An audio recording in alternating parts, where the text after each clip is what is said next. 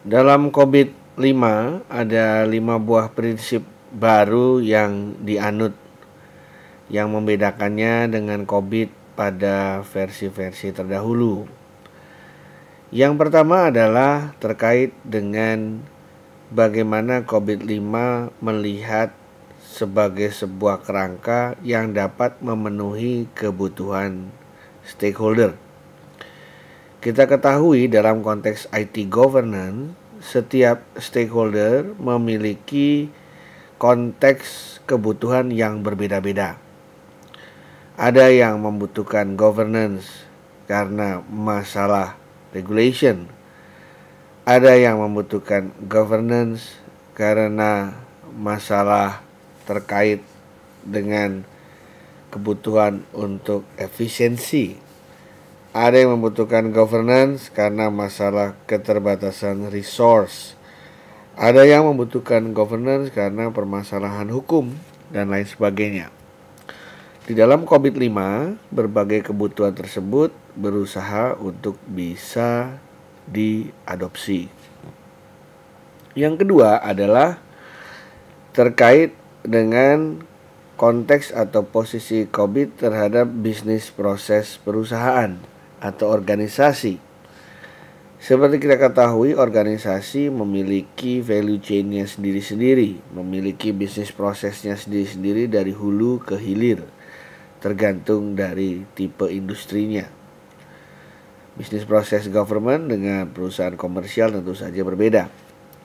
Dalam sebuah industri penerbangan misalnya dibandingkan dengan industri transportasi yang lain seperti kereta api atau transportasi darat seperti taksi, mungkin memiliki bisnis proses yang juga berbeda.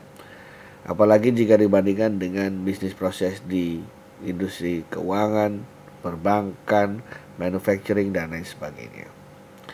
Nah, COVID-5 ini mengambil jalan bagaimana atau mengambil prinsip bagaimana kebutuhan governance itu benar-benar di cover atau mengambil ruang lingkup dari hulu ke hilir. Jadi benar-benar sangat terintegrasi dan terpadu.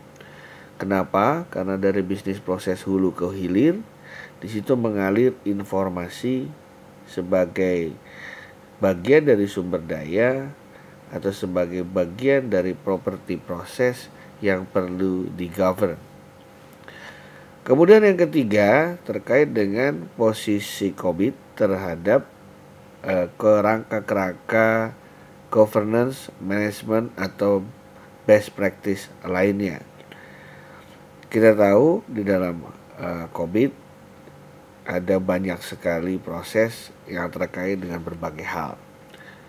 Misalnya untuk security. Untuk proses yang terkait dengan manajemen security, kita tahu di luar ada standar seperti ISO 27001. Atau untuk arsitektur misalnya, di luar ada TOGAF.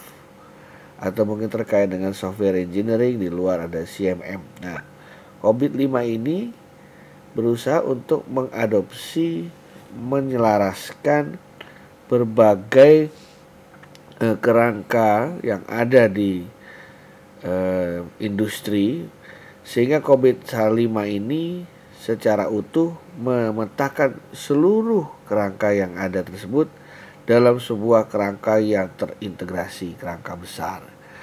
Jadi COVID-5 ini semakin compatible dengan berbagai standar lain yang ada di industri.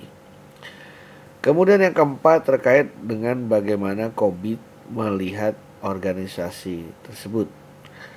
Organisasi yang dilihat dari COVID tidak lagi menjadi sesuatu yang sifatnya sepotong-sepotong.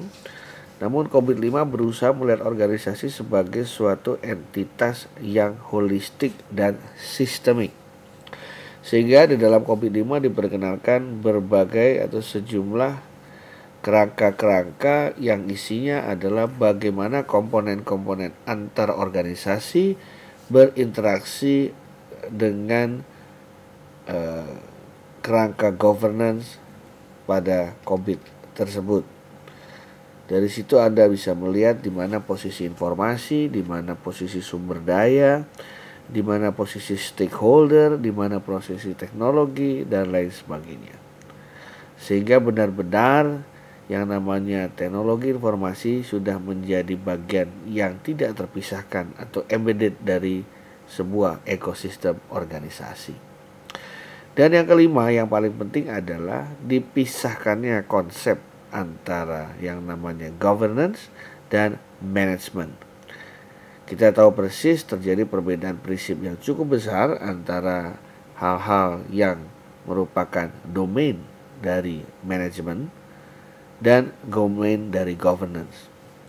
Kalau manajemen lebih kepada bagaimana caranya atau strateginya seluruh sumber daya terbatas bisa mencapai objektif organisasi melalui proses perencanaan organisasi, kemudian penerapan, pemantauan, evaluasi, dan lain sebagainya. Governance lebih kepada suatu hubungan atau relasi antara komponen dalam organisasi, terutama terkait dengan proses pengambilan keputusan yang harus transparan, accountable, gitu ya, jelas tanggung jawabnya, ada keseimbangan, keadilan, dan tentu saja konsep-konsep fairness. Nah, kelima prinsip inilah yang merupakan ciri khas dari COVID 5 yang diperkenalkan oleh Isaka.